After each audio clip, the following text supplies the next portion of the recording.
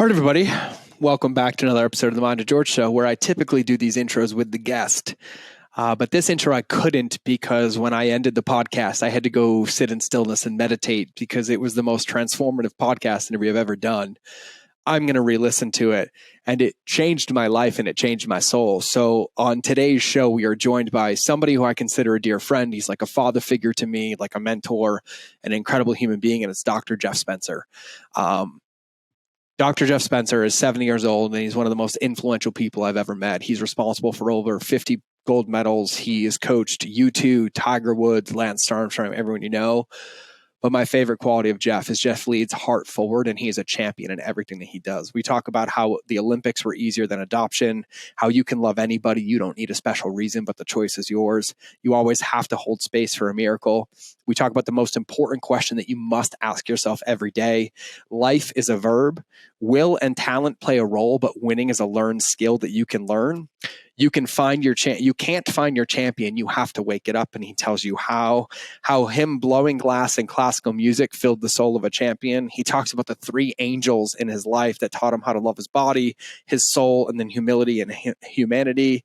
How to win big consistently, repeatedly, and easily. And then the one that got me, that I asked a really deep question on, was learning how to win guilt-free and building a life on your assets. Make your skills stick so you don't get left behind. The 5 domains of your day that you have to intentionally master, and how. Anything that is good requires discipline and application. And if you don't cross the finish line, you can't win. So believe in the vision that is gifted to you. And the final one is, do you know how to listen to the whisper of insight? We cover that and a whole lot more in a very jam-packed, short, powerful, heart-centered episode. So Jeff, if you're listening to this, thanks for coming on the show. For you guys listening, let's cue the intro.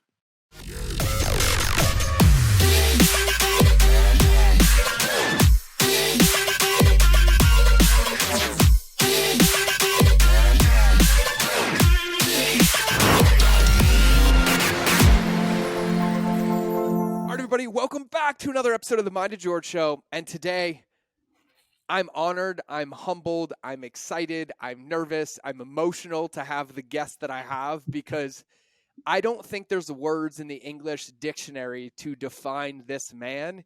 He's the champion's champion. He is the man behind the curtain. He is heart-centered, soul-grounded, loving, compassionate, empathetic, and has the sharpest edge when it comes to mindset and taking complex situations, breaking them down simply to help champions win and win even more. And he is somebody that I call a friend, a mentor. He's an amazing husband, an amazing father, an amazing leader. And the only thing that pisses me off is that we aren't neighbors and I can't see him more. And so that's about the best justice that I can do for this man. So without further ado, welcome to the show, Dr. Jeff Spencer. Well, George, it's always a pleasure, and back at you times 1,000. I love it, man. I love it. We have this pattern of like, we don't see each other for 6-7 months. We catch up. It fills my bucket. It carries me. I see you again. And then through the whole world of osmosis, everyone's like, hey, I'm doing this with Jeff. I'm like, great. And I kind of stalk you. So completely okay.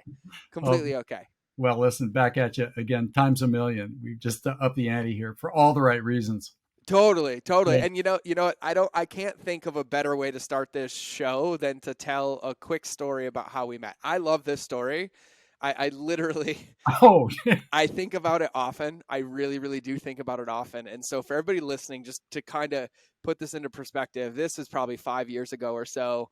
I was transitioning out of being a food blogger, not knowing that I had a skill set, anything besides cooking. And people were asking me to speak. And I ended up at Consumer Health Summit in Arizona. And I met Jeff, and I met Jeff before my talk. I met him before my talk, and I was like, here's what I got. Here's what I'm doing. And I think a mutual friend introduced us. And I remember you walked me over to a bench. We sat down on the bench, and we had met previously at Jim Quick's house. And then you saw me at the keynote, and you sat me down on this bench. You'd heard me talk, and you're like, okay, listen. And I'll never forget this. You're like, I want you to strap in and tighten your seatbelt because the rocket ship is about to go. And I was like, what are you talking about, dude? Like, what are you talking about? And then this is 10 minutes before my talk. And then I go in to give my talk. And in the first 1 minute of my talk, I got triggered and saw red due to somebody in the audience. And if it wasn't for Jeff's talk, I think I probably would have left, but instead I saw red and I turned into a raging bull and gave a very passionate, emotional, aggressive marketing talk on loving your conversation, which people loving your customers, which people still talk about to this day. And that was kind of the day that solidified our friendship. And I'll never forget those words because it's like you had the ability to predict the future because sure as shit, the rocket ship has taken off. It's crashed a few times. It's blown up a few times. I landed a few back on Earth and I'm still heading up into the atmosphere, but it's good to be here. And so that's my favorite memory of you so Well, much. back at you, man. It was a sort of love at first sight, I guess, because it was soul to soul, heart to heart.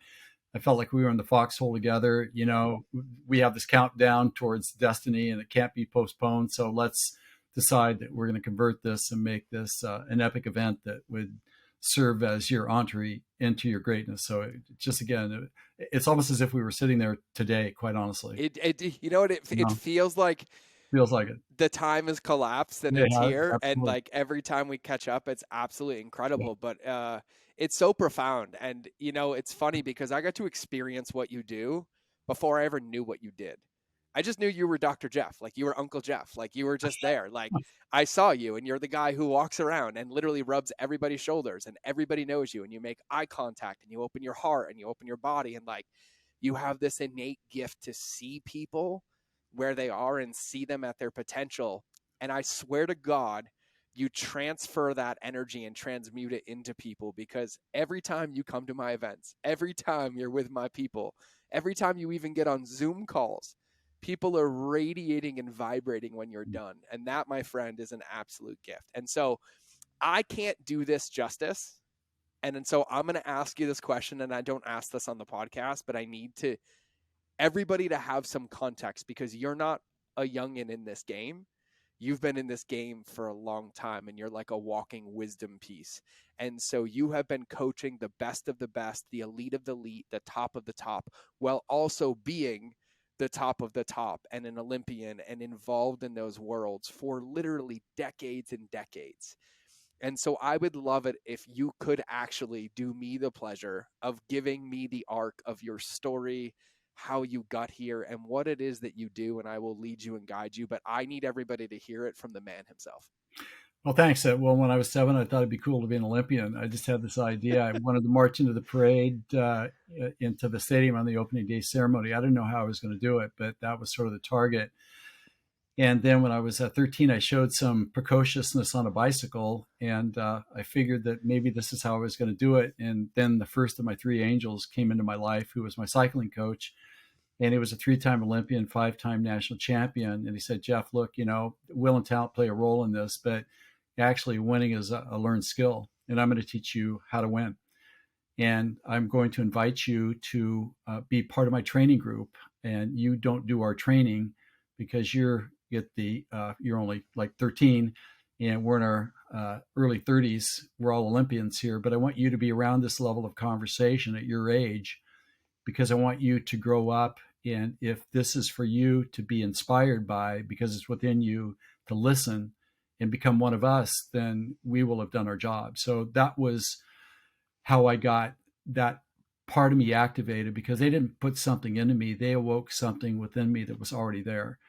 And I followed diligently the training and what they shared with me. And 10 years later, I was an Olympian. So that was, I checked off that box, and certainly to say that it has had the most profound effect on me of perhaps anything in my entire life. Being an Olympian it's a very, very difficult journey. You'll experience in a lifetime whatever you experience to get from where you are to that place where I did march in the stadium itself. And then uh, between my junior and sophomore year at the University of Southern California, where I was there on an educational opportunity scholarship because I came from a welfare family. Last time I saw my dad when I was 13. That's when I found my coach, or my angel coach, showed up in my life. I then went on to receive my master's degree in sports science. So I understood, number one, as an Olympian, what it takes to get to the top and stay there. That was genetically part of my DNA. And then I knew the academic side of it because of the academic training. So I knew how to craft a body. and I knew how to craft a mind that could push and put the right effort forth at the right time to become a full potential player. I had mastered that myself, and I knew the biochemistry and I knew the biology behind that. And then when I was 18, to backtrack just a little bit here, I met my second angel, and it was an unlikely pairing because he was 76 and I was 18.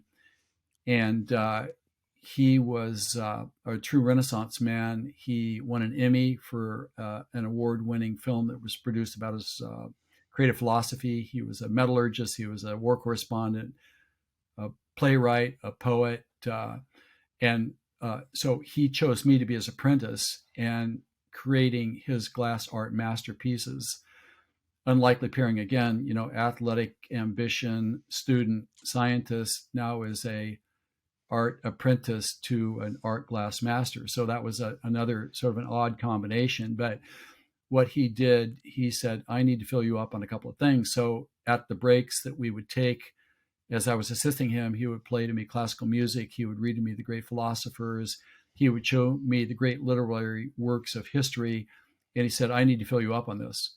And I had a capacity to absorb that side of life's lens that brought out more of a, should I say, a heart and soul of me, where the first angel, the Olympic coach, brought out the body and the tactical side of me. And then I met my third angel, who helped me in the cycling world.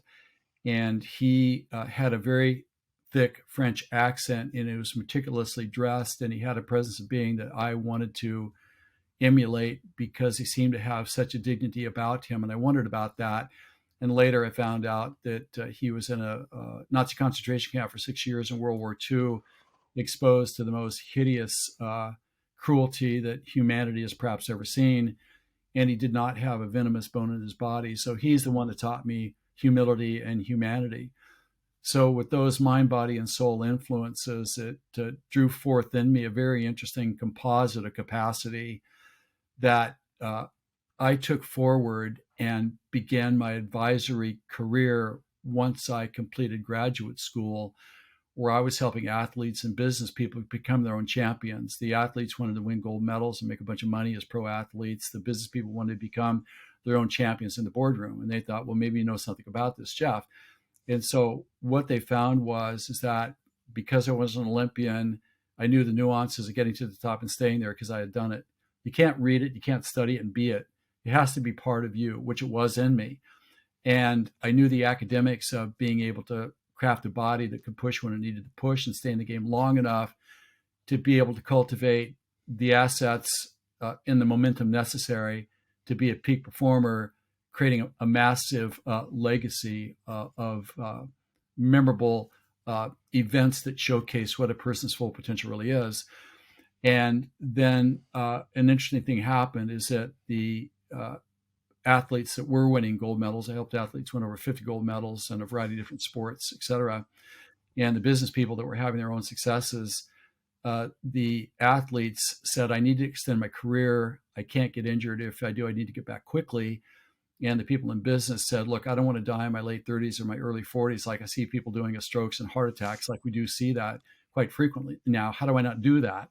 And so I said, well, I'll go back to school and I'll study that. So I went back to chiropractic college and I got my licensure to handle acute trauma for the athletes and to deal with wellness care for the business people. So I had this three-legged like tripod. Number one, I understood the body and the mind. I understand the academics of crafting a capacity, both mentally and physically, to push to get to the top of your game and stay there. And I had the ability to be able to help manage our health and our performance from a physical capacity.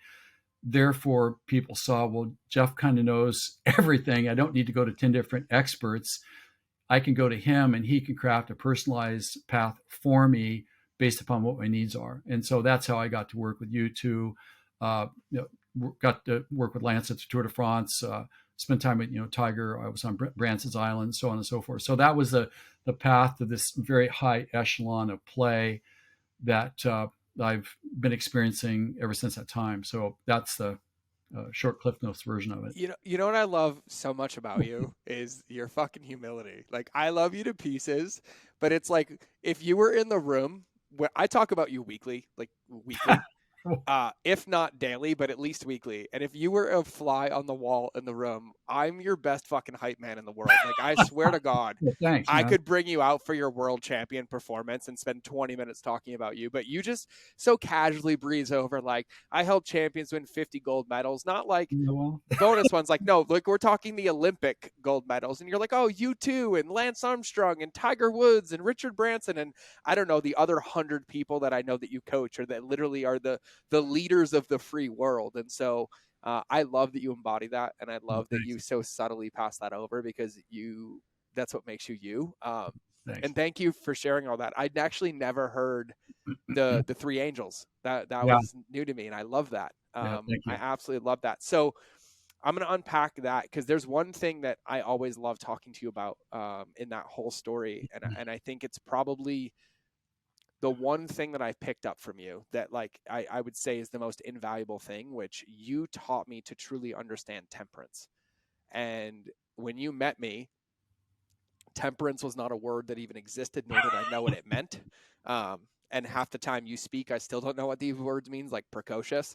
I'll Google it later. But temperance was a big one. And I feel like I can attribute so much ease in my life in the last 5 or so years because of temperance, especially as an entrepreneur. And you said it earlier. You was like, you were talking about the right effort, the right direction at the right time. Mm-hmm. And I think when I came into this world of entrepreneurship, I didn't have three angels. I had trauma and I'm going to survive. And I was like, cool, let's do 110% every day, even though it's not possible, and burn out and do this. And you coach some of the best, and I mean the best in the world, entrepreneurs, Fortune 100 CEOs, the best athletes.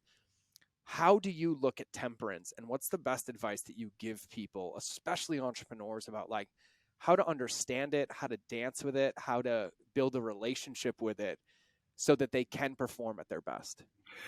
Well, actually, the secret recipe for being able to be a consistent performer, to win big, consistently, predictably, and repeatedly, and also have fun doing it, I might add, a couple things you got to do. Number one, you have to know and learn how to win guilt free. Mm-hmm. And you need to learn how to conserve energy, not waste time and energy, and not blow yourself up. Because if you blow yourself up, then nothing matters, because you're not going to be of any value to anybody. There isn't going to be well, there will be a legacy. It's like, don't be like me. That's going to be the legacy. So really, the idea here is that we take on our skills and our capacity in a well-reasoned, well-paced manner, so that the things that we actually learn stick. A lot of people, what they do doesn't stick because they're always racing on to the next thing too quickly, feeling that if they don't do that, they're going to get left behind. But they actually do get left behind because nothing sticks. So, Mm. despite the amount of time and effort, it doesn't work. And so, therefore, another high risk part of this is that we got about maybe 20 or 30 years of functional reserve on board, and we're draining the tank between our 20s, 30s, and our 40s, and eventually in our early 40s, if we don't pay back the debt of poor sleep, pushing too hard too often, we don't feel the tank draining, but yet the tank is draining. And you could be going 100 miles an hour in the fast lane and not realize that you're on fumes, but all of a sudden the car stops and it doesn't move. And Mm-hmm. that analogy applies to us as physical bodies and entities as well. So I feel that it takes a while to learn the game of winning. It takes time to cultivate and grow ourselves into our capacity. And once we get there, then we can start to add the most significant number and magnitude of successes to our legacy and creation. But if we blow ourselves up and we don't get there, you don't finish, you don't win. And I see that as one of the biggest risks that most people inadvertently find themselves in. The risks fall into three categories. This usually happens in the late 30s, maybe early 40s. Number one, health event. A stroke or a heart attack takes them out of the game. Or it could be a devastating relationship failure, because the promise is, look, I promise it's going to be different once I get there. It's right around the corner. I know you've been hearing this for 20 years, but this time I mean it. And so we kick the can down the road of our relationship enrichment and cultivation and honor. And we do the same thing with our health. The promises will get back to it later. Well, there may not be a later, quite honestly, if you don't manage that consistently along the path. And then there's always the risk of catastrophic financial failure, of trying to do too much too quick, misreading the terrain, not pulling back when you should pull back to maybe replenish the team and replenish some resources before you move ahead when you got the wind at your back. I mean, there's all sorts of things that I see that we don't know about that can hurt us. And life doesn't care about what we think, it only cares about what we do. So that's why I say that we have to make sure that we have the proper pacing and the development of us as a human being so that we progressively take on the capacity to do what has to go right to create a memorable legacy and lead a life of value and contribution. And those are what I see to be the greatest risks. And that's all rooted in our failure. We just all believe that if we're not keeping up with everybody else, or that we're not either taking our job seriously, or that the universe won't believe that we're putting in the effort that it should, so it will withdraw its endorsement of us. It's all based on fear, is what it is. It's not based on wisdom. It's all based on fear. And unfortunately, very few people get to the top, let alone stay there, because they're really making all their decisions out of fear of loss and being left behind, quite honestly. Yeah, and so I was going to ask, I love it. I love the toxic thinking. There's a really good book about this.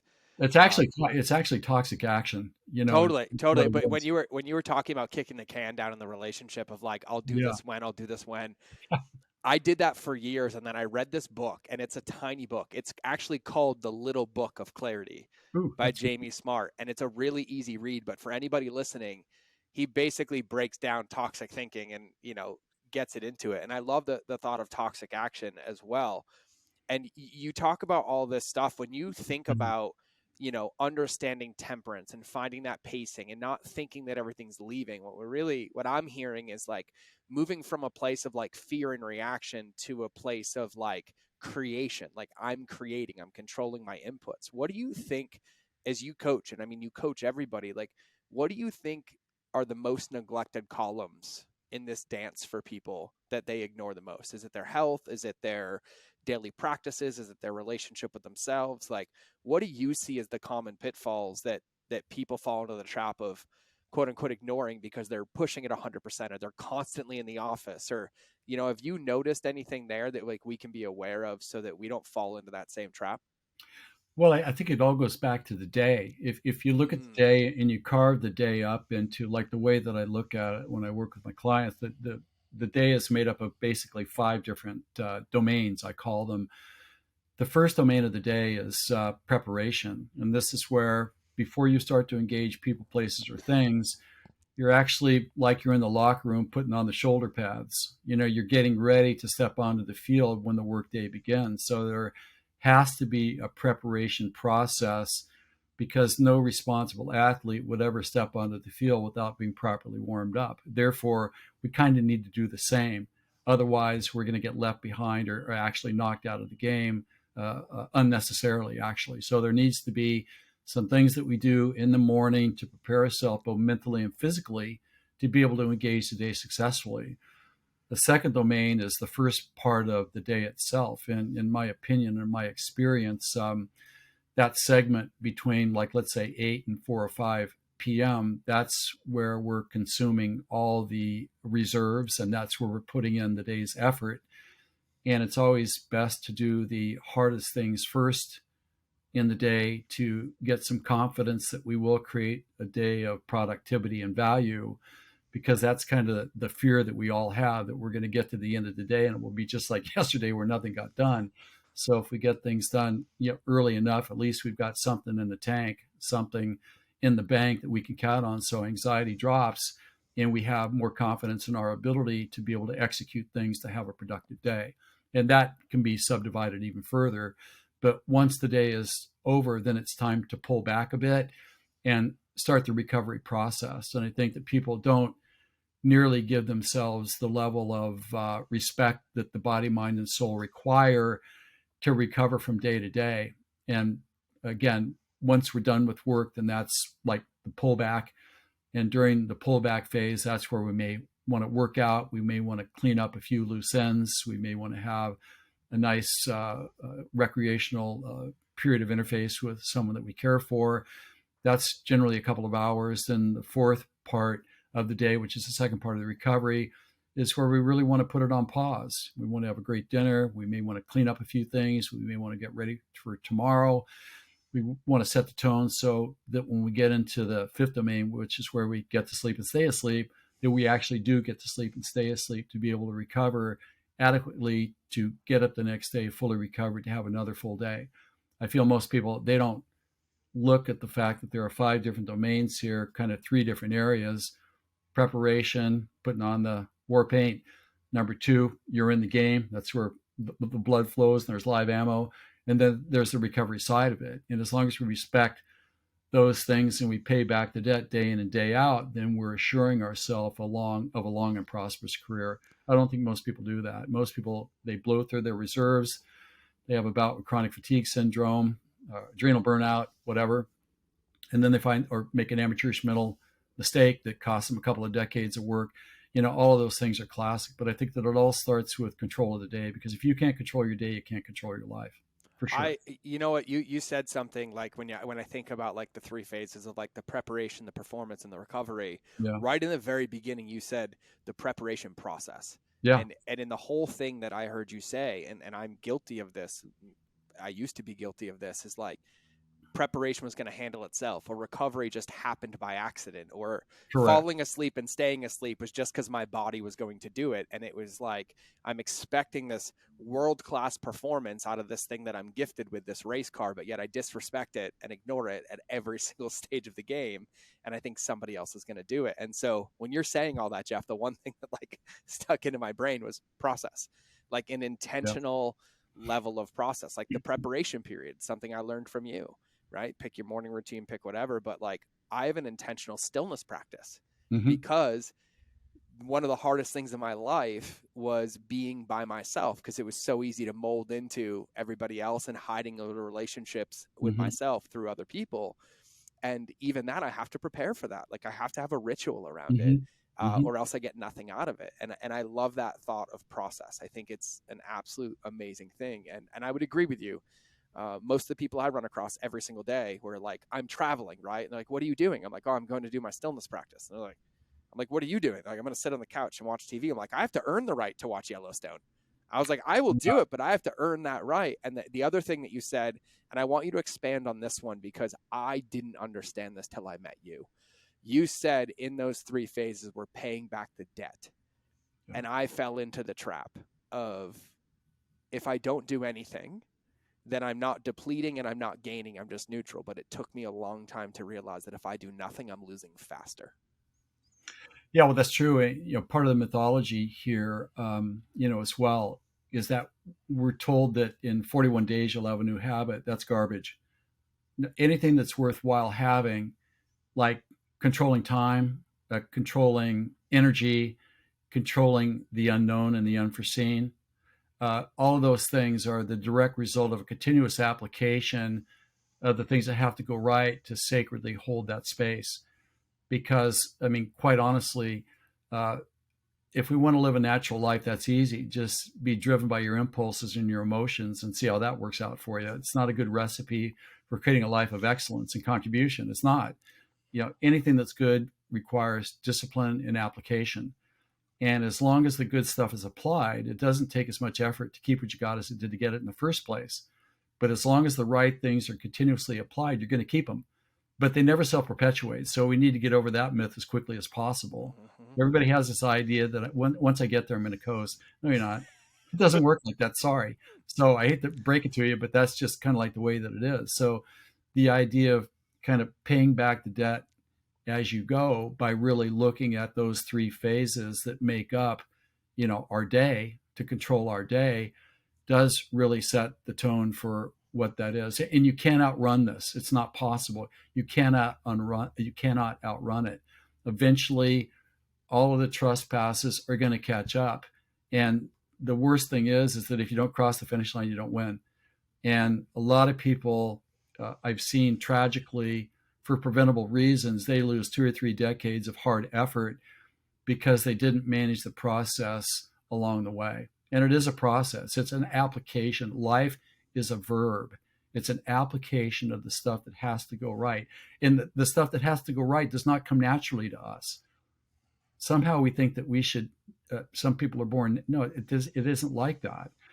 Human nature, it's about lazy, it's about complaining, it's about not taking advantage of the opportunity. The supernatural side of us is that part of us that wants to create a life of value. And the only way that we could do that is by creating a structure that history has proven us that when we do these things, it keeps the momentum moving forward. That's the only way that this game could be played if you want a successful life of productivity, prosperity, and passion that goes along with that.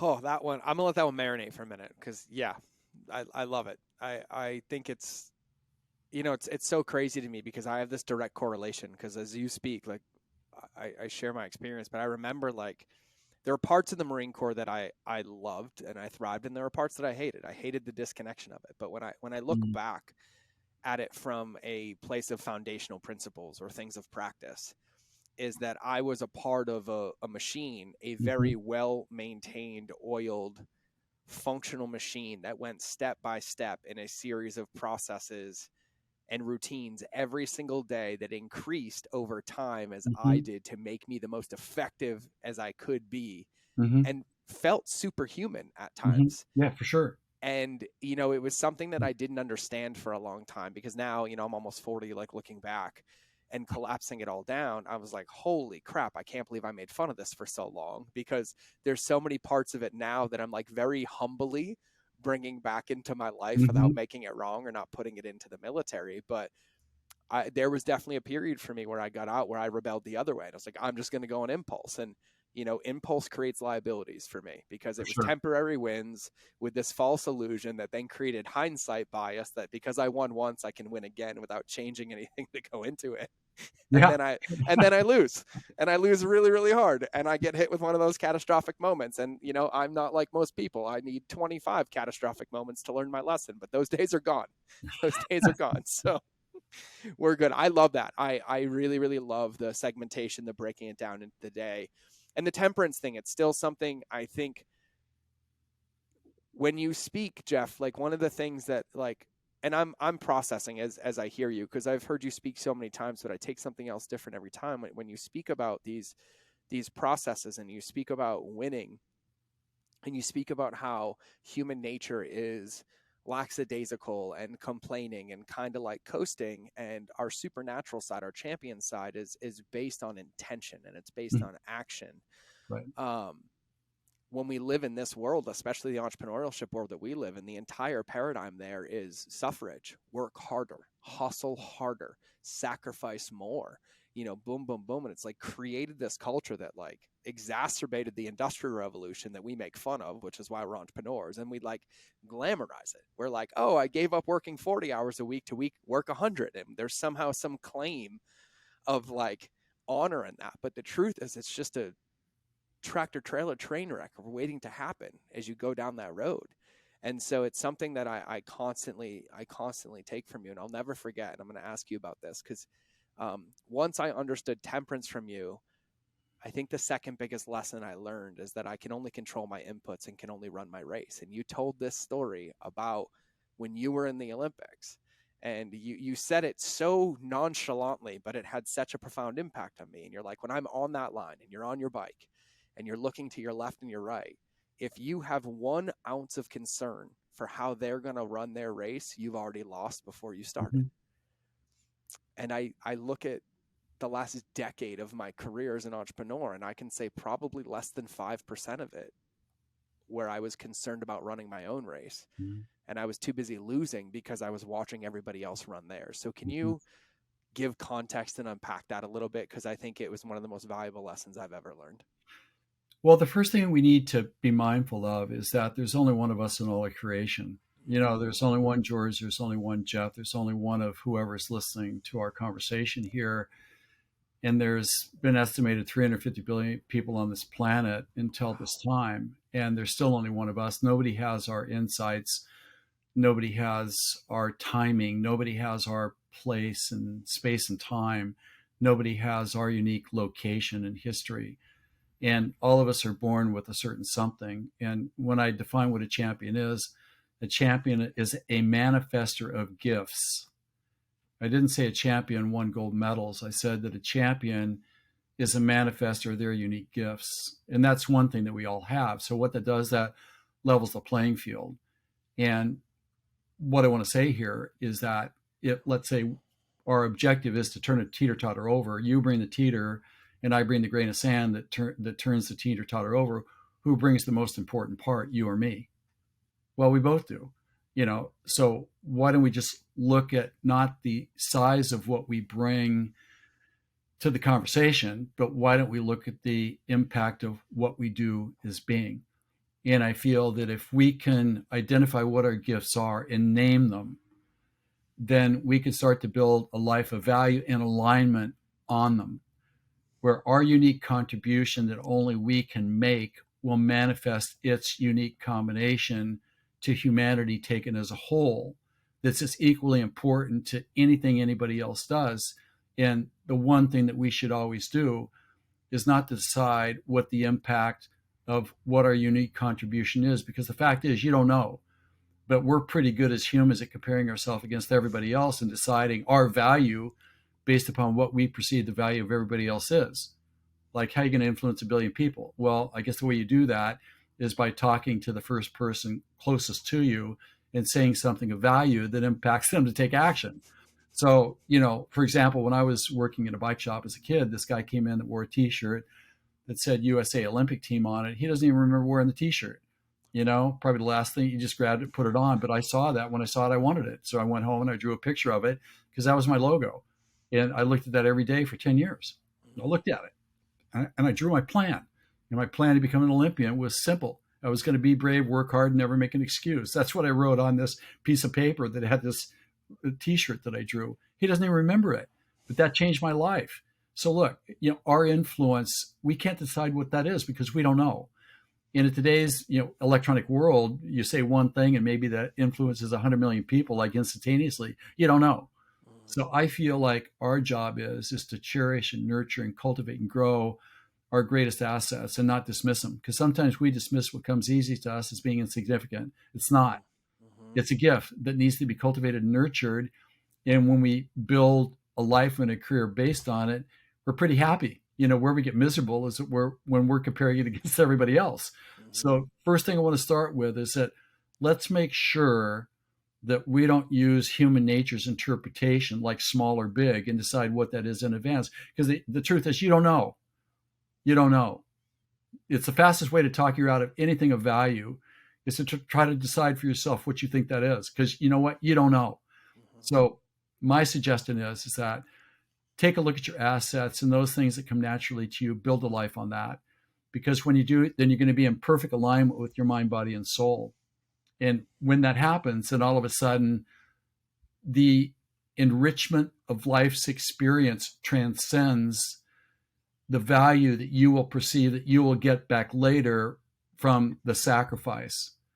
It's not like that. It's like you're getting paid in multiples as you go through the process because you're in alignment with that which is true to you and that which is of your greatest contribution to other people. So I just say, let's start with that. Let's get really clear on who we are, what our assets are, what we believe to be true about ourselves. Let's align ourselves with that. That's the most important thing in my own mind. So I hope that gives a bit of an insight into how I look at this. Let me say this once again. There's only one of you in all of creation, and that's not an accident, in my opinion.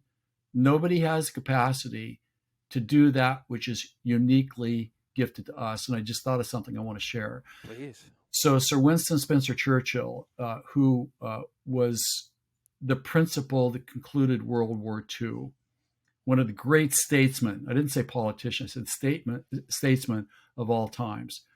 I don't know why I remember this now, but I read this thing that he wrote. It goes something like this, paraphrased. That there comes a moment in everybody's life that is uniquely prepared for their talents and their capacity. And what a pity it is if when that moment arises, that person isn't prepared for that which could have been their finest hour.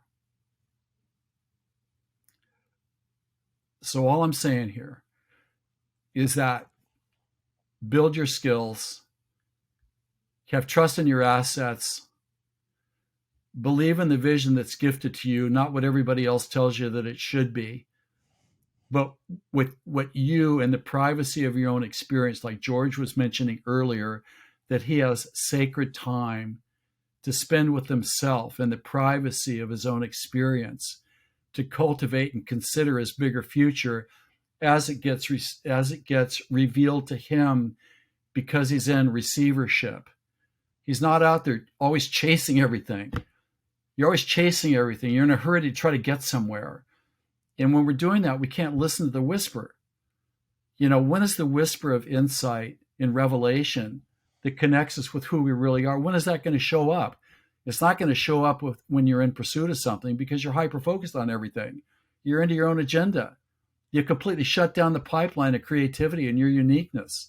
Yeah, I know. Yeah, all the experts say, you got to work hard. Don't take your eye off the ball. You got to stay hyper focused. I get all that stuff. There's only one problem with that, is that it doesn't allow us to connect with the capacity that we can only see through receivership, of spending time quietly with ourselves to give the inspiration of the universe a chance to get a word in edgewise.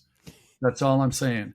But it's like, if we don't at least give ourselves that opportunity, I don't know how we're going to connect with that which could have been our finest hour. I don't know how we're going to do it.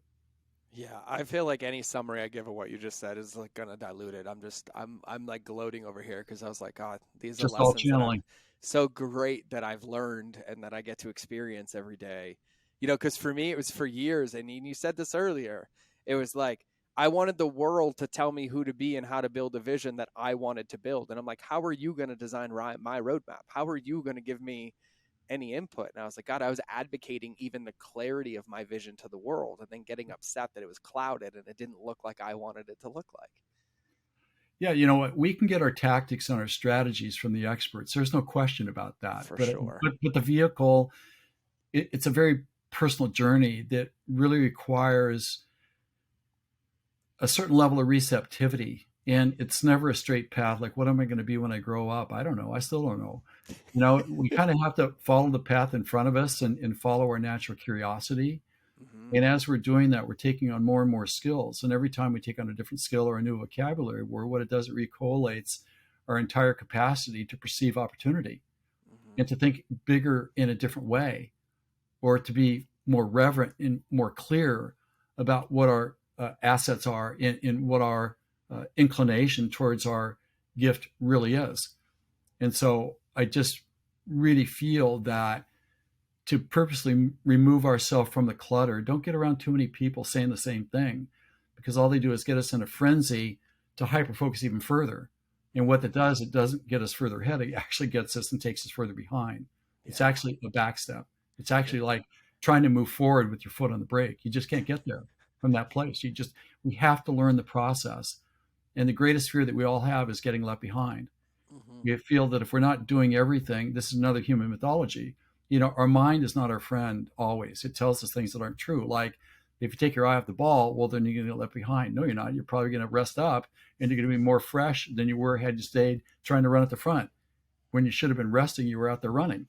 So again, I feel that when we take the time to deliberately put into our lives that sacred pause, like you mentioned, then it gives the universe, the great spirit with the capital S, an opportunity to speak into our lives, to give us an insight.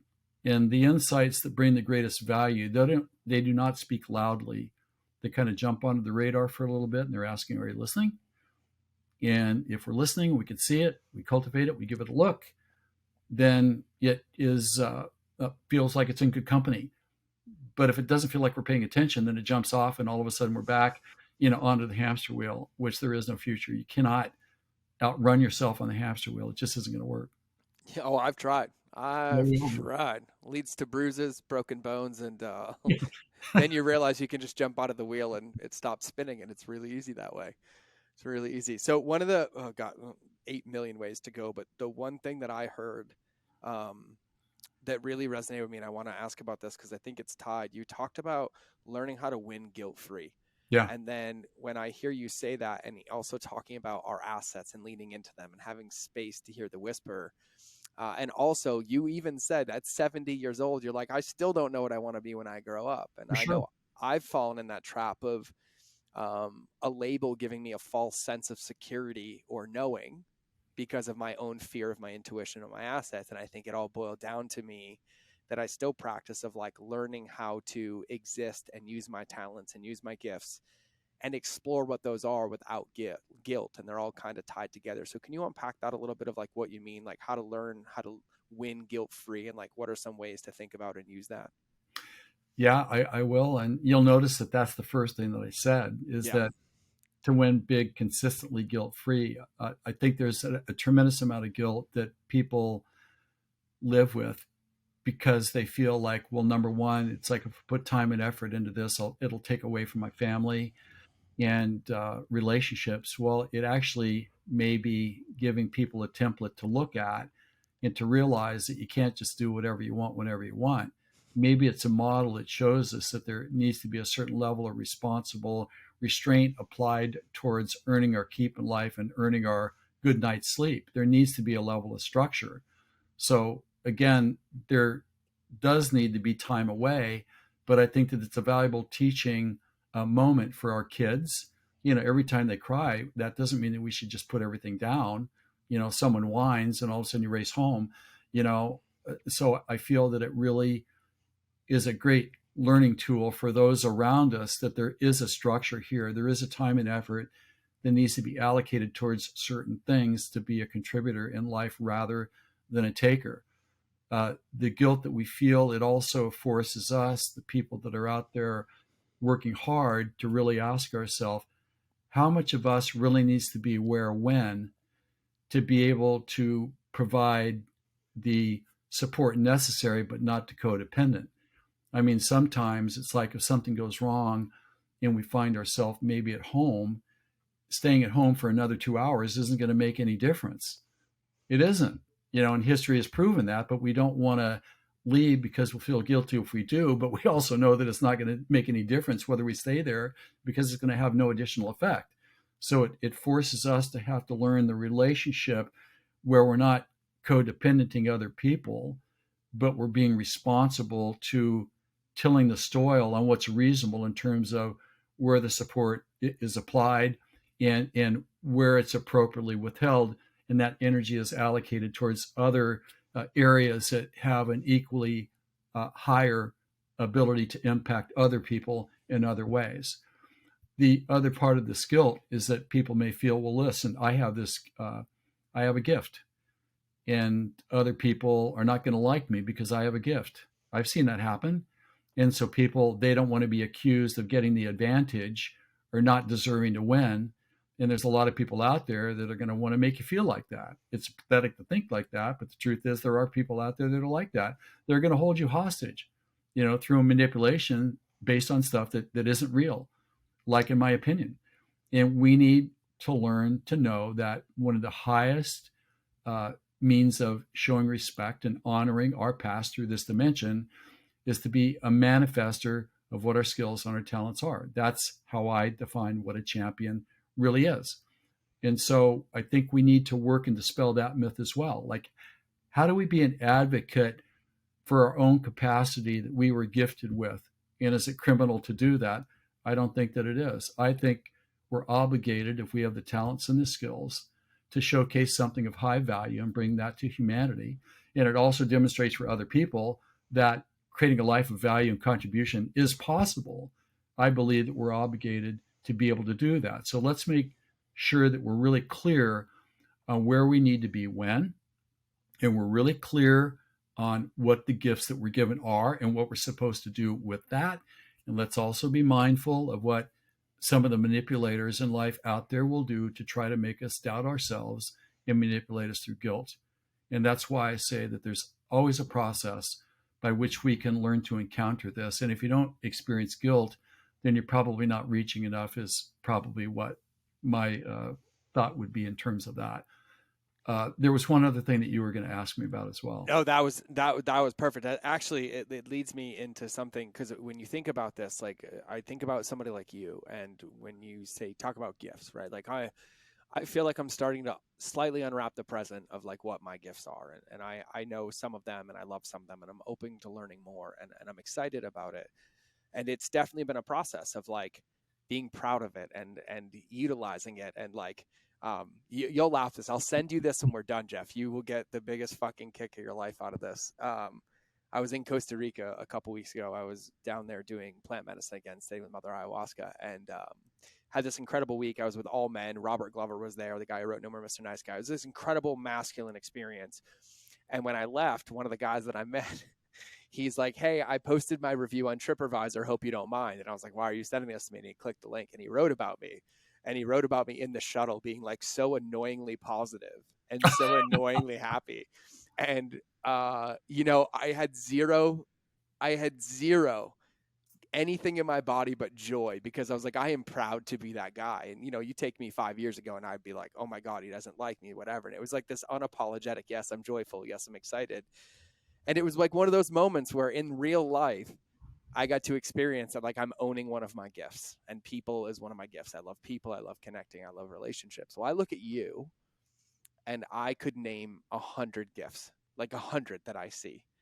And as somebody who does this and coaches this, I'm curious what you think the greatest application of your gift has been on this world this far.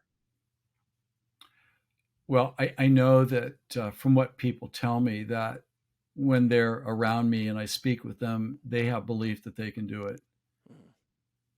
And I never think of it like that, but I just have this uncanny ability to know what to do next to keep things moving forward, like all things considered. Uh, I have the ability to be able to negotiate the minefield between where we are and where we want to get to. And I know that also because of my experience and being in the game at the highest level for 70 years, there's like nothing that I haven't seen. And so I know how to choose the right thing and peek around the corner and see what's coming to avoid the preventable problem, and also seize the best opportunities. I mean, those are for sure like my greatest skill. For example, if somebody was in a situation where they were all in and everything had to go right, there were no options not to get it right, everything was on the line, you would want me on your team because I could figure that out.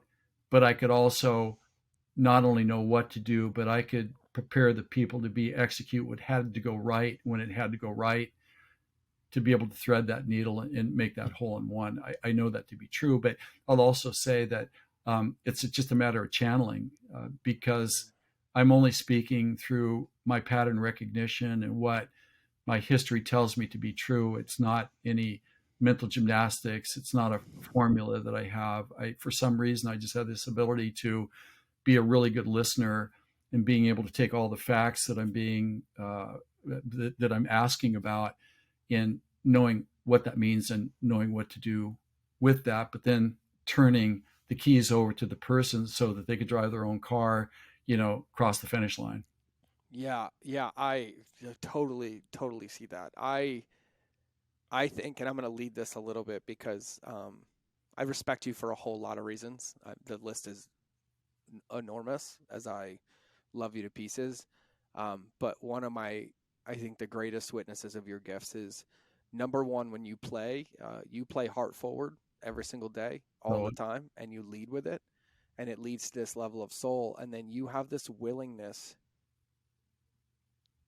not even this willingness. Every time you play, every play is all the way out. And I watched you do it. And I was a witness to the tail of it. And I watched you as an amazing human being step away from the pinnacle of your career to probably create one of the most impactful human beings on the planet and do something that most people wouldn't be called to do. And that's leading your daughter.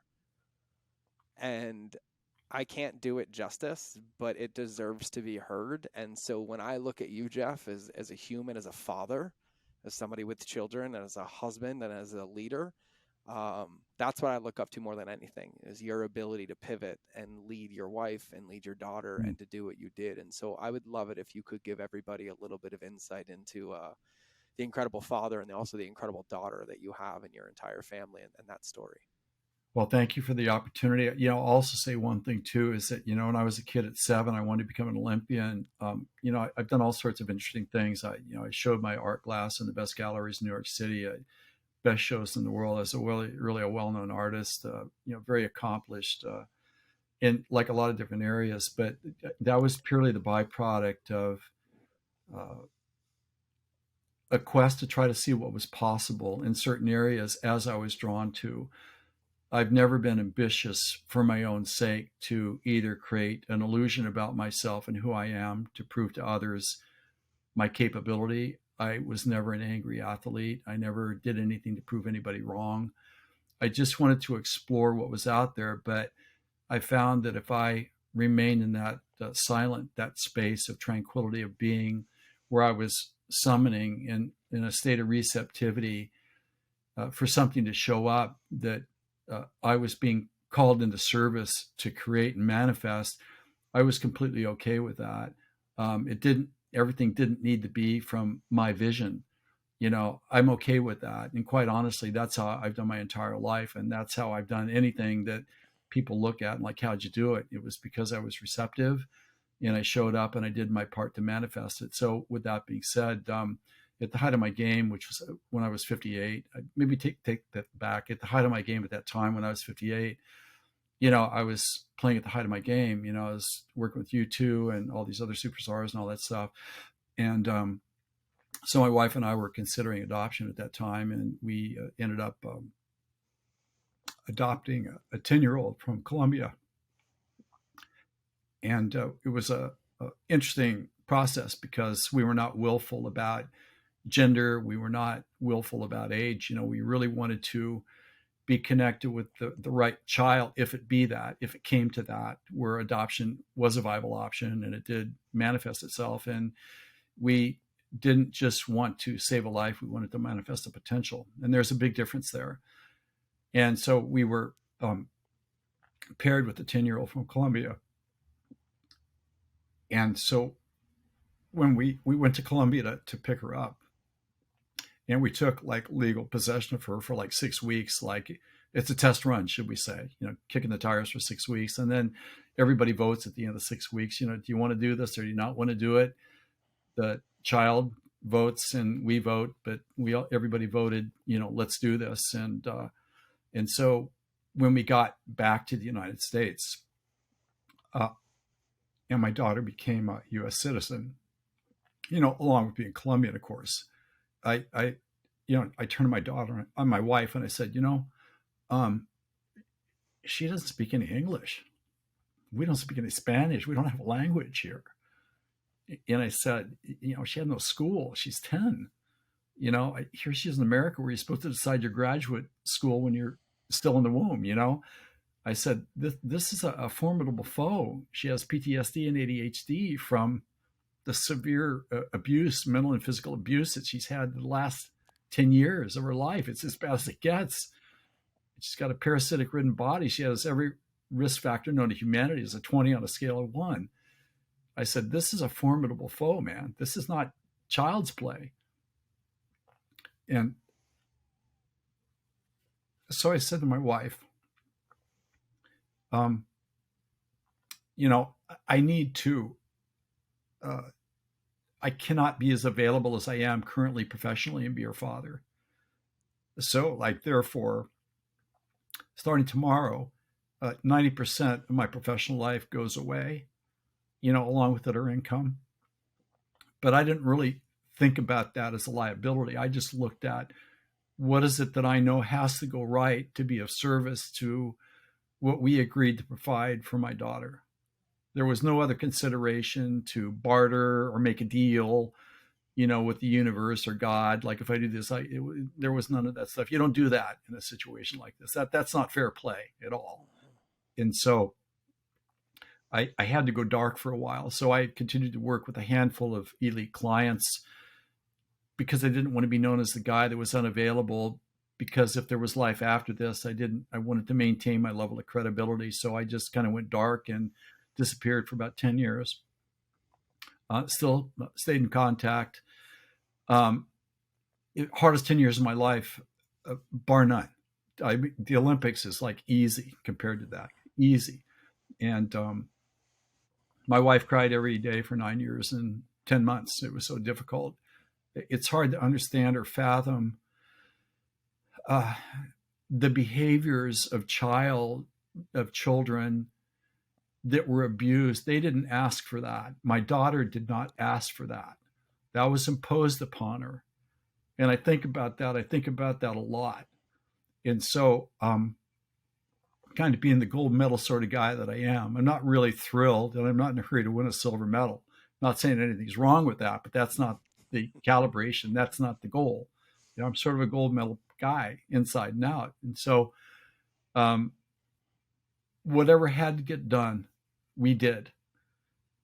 And so, I'm proud to say that 10 years later that she graduated from college, where nobody in her family ever graduated from elementary school. And that's a great testimony to her. But we worked really hard. It seemed like we had a staff of 30 people.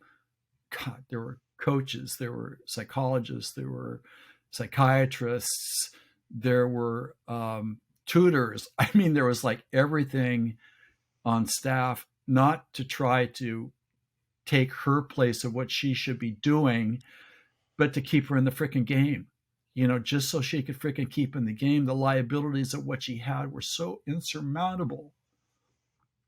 And you can't play a half a game. It's not possible. You can't save something for later. It's not the way you play the game. It's like whatever it is, you go all in. And so what I learned from this was this, is that number one, you can love anybody. You don't need a special reason to love anybody.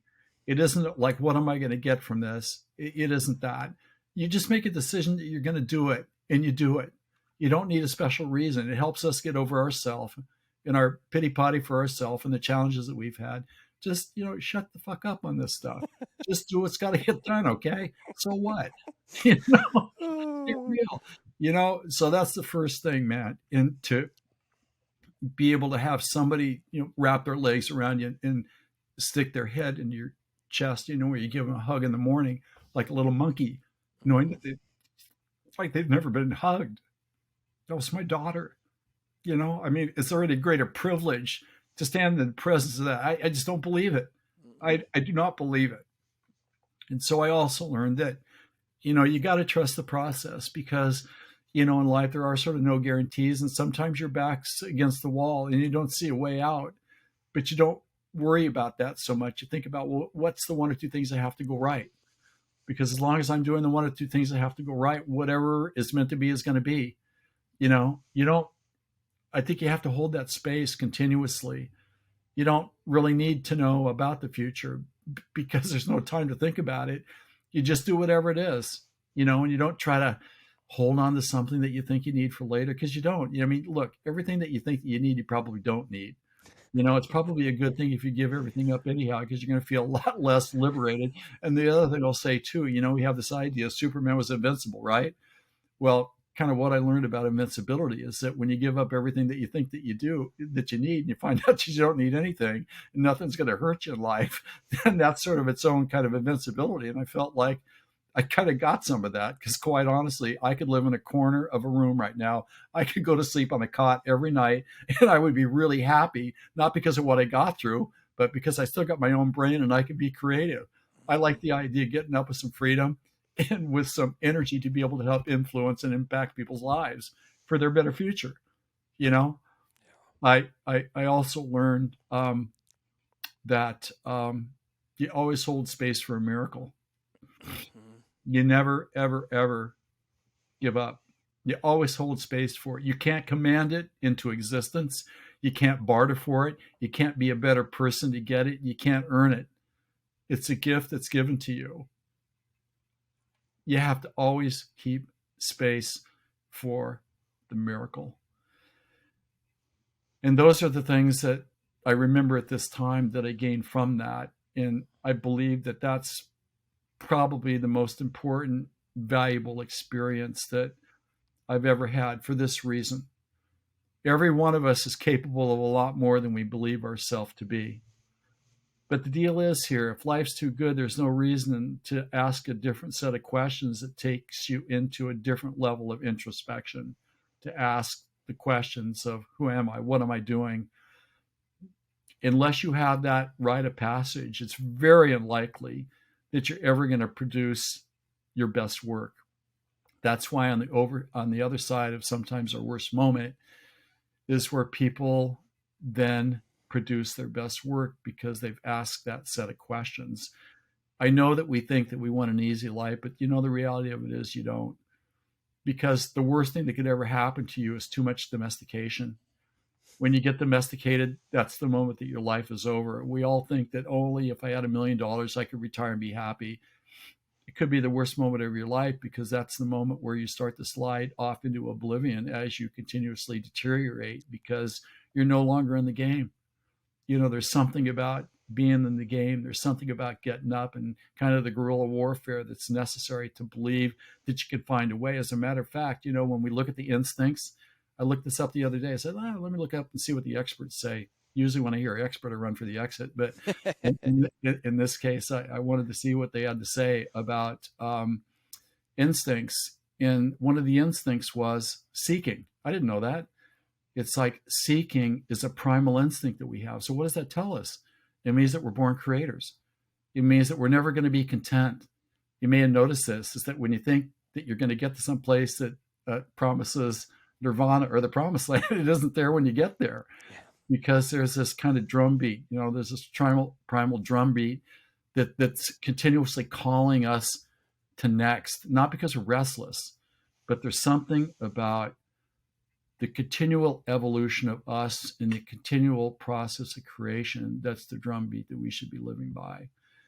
So that's the story of my daughter. And let me end my daughter's story with this, is that I mentioned earlier about, kind of putting on the armor as you prepare for the day. To me, the most important question we can all and should be asking ourselves is, how am I going to show up today? Like, am I going to show up and make everybody pay for the life that I wish that I had that I don't? Or am I going to get beyond that? Am I going to give everybody the best that I've got unconditionally without any expectation of reciprocity? To me, that's the only way to do it, because had people showed up differently for my daughter, rather than the physical in every sense of the word, abuse and the mental abuse that they imposed upon her. And she's a good kid, man. She did not ask for that. We have to ask ourselves, what is it that I'm contributing to everybody else today? And what is it that I'm saying about humanity taken as a whole? I don't think there's anything more important than that. If you want to know the truth, nothing else matters. You think anybody cares about your portfolio? You think anybody cares about your watch? You can give a crap about that at a certain point. It's really about you and what do you say in the presence of yourself with maybe out a word being spoken. It's about freaking you, and it's how you radiate. That's the value. And if you show up from that, then all the other stuff, like, it doesn't matter, but you're going to get it anyhow for free, right? But it doesn't matter. And you're going to make that impact on 1 billion people more likely because of how you showed up. And so that's why, to me, it's the most important question anybody should ask every day. And you should make a conscious decision on how you're going to do it, because that's how we heal ourselves. That's how we heal humanity. That's how we gift others. And that's how we show other people what's possible. So other than that, it was a pretty average experience. I fucking love you so much, and I love that in an hour I got a 1 F-bomb on a Jeff, and it came at the most perfect. Man. It squeaked out. It never squeaks. I get them occasionally, and I was like, it came at a perfect moment. I was like, yes. And of course, I heard it. I internally celebrated like your cheerleader over here. I was like, yes, we're in flow. We're channeling. We have passion. We are out here. And he dropped an F-bomb. Yeah, that's funny, man. Oh, yeah, Jeff. I just the only thing I can say is thank you. Yeah. Just thank you. Well, thanks. It's easy to do, man. Channeling's easy. Yeah, but just thank you for being you. Thank you for showing up the way that you do. Thank you for accepting the gift of the message. Thanks for hearing the whisper. Thanks for pursuing the direction of the whisper. And thanks for constantly showing up from a place of love and gratitude and compassion and empathy and potential and living as that gold medal man. Yeah. Thank you. I could interview you for fucking 25 hours in a row. And I probably enjoy every second of it too. And I was like, and you and I have spent many, many times together where we just talk and talk and talk, and I love it. But I think it's time to put a bow on this one. My heart is full. I'm going to end this and go do some breath work and shed some tears because I have an overwhelming feeling of love and gratitude in my body. And something in this tattooed my soul today, and I just appreciate it. And so no gimmicks for everybody listening. If you don't know Dr. Jeff Spencer, if you've never heard of Jeff Spencer, and you don't want to hear anymore, you should probably never listen to my podcast again. But if you don't know who he is and you've never heard him, find him and find him everywhere. I'm going to highly recommend that you go to Jeff's website. It's Dr. Jeff Spencer. So DrJeff and then SPENCER.com, Dr. Jeff Spencer. And then I'm going to recommend that you Google his fucking name and find him everywhere. And consume everything he puts out and every video you can find and the Champion's Blueprint and his roadmaps and his philosophies and his programs. Because Jeff, you have had an instrumental role in my life, and every single human being that I have ever brought into contact with you has left improved and talks about it to this day.